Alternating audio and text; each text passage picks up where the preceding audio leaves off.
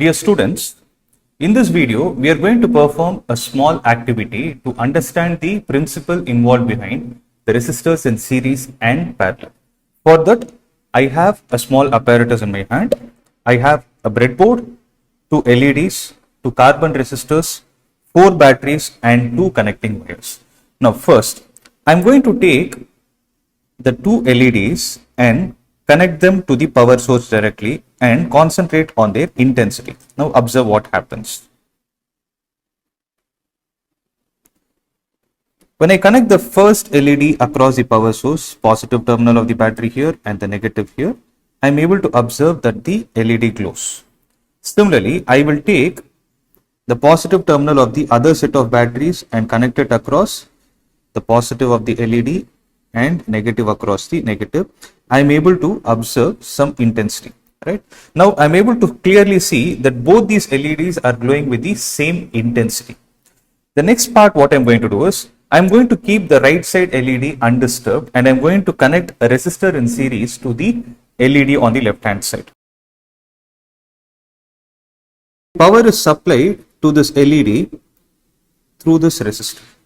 So if you observe this activity, the LED which is directly connected to the power source is glowing with the same intensity, whereas when the LED connected to the power source through the resistor is glowing with a slightly less intensity. Now let's see what will happen if I connect another resistor in series with the already existing resistor.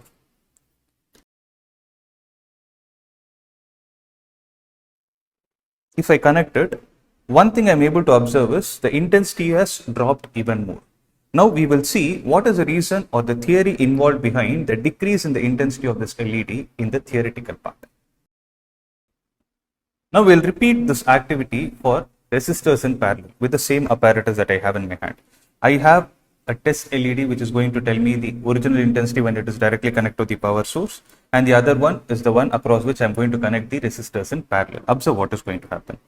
So initially I am connecting this LED directly to the power source, and the other LED I am connecting it to the power source directly.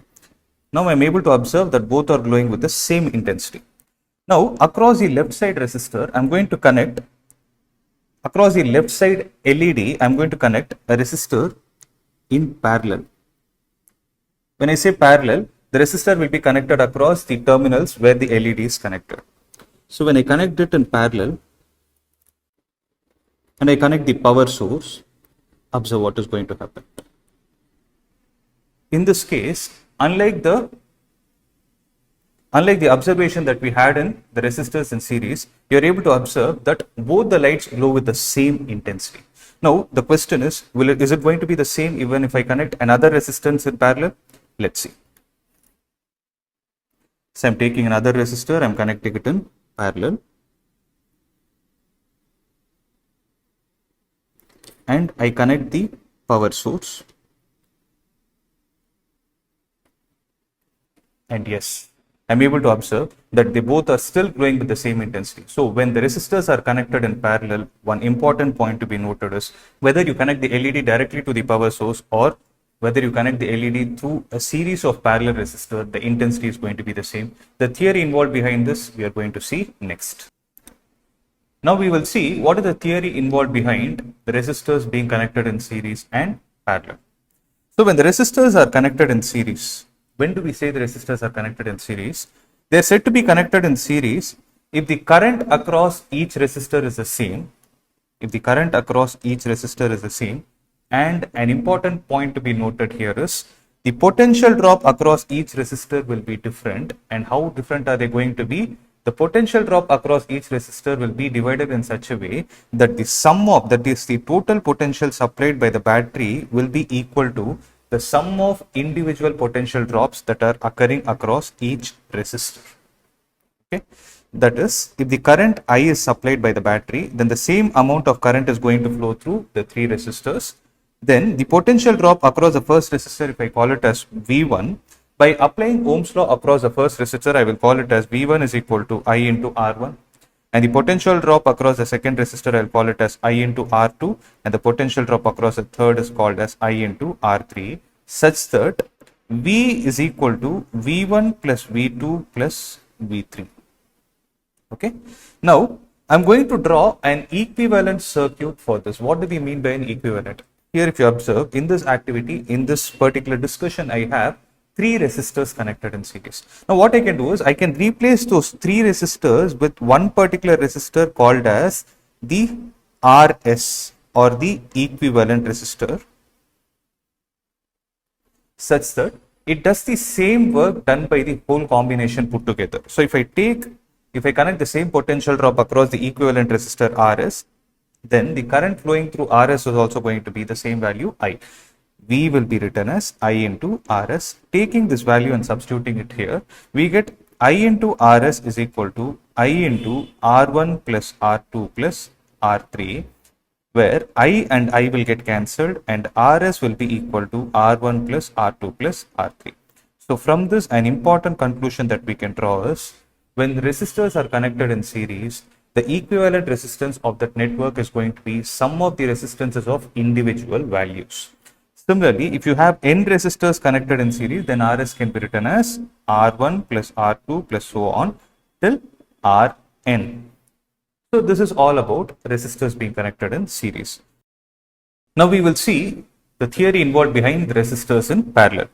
So resistors are said to be connected in parallel if the potential difference that is occurring across each resistor is going to be the same.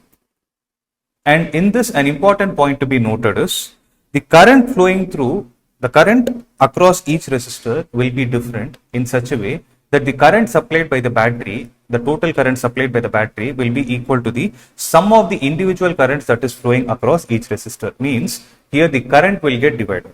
So if the total current supplied by the battery is taken as I, at this junction the current will get divided as I1, I2 and I3, such that mathematically I will be equal to I1 plus I2 plus I3.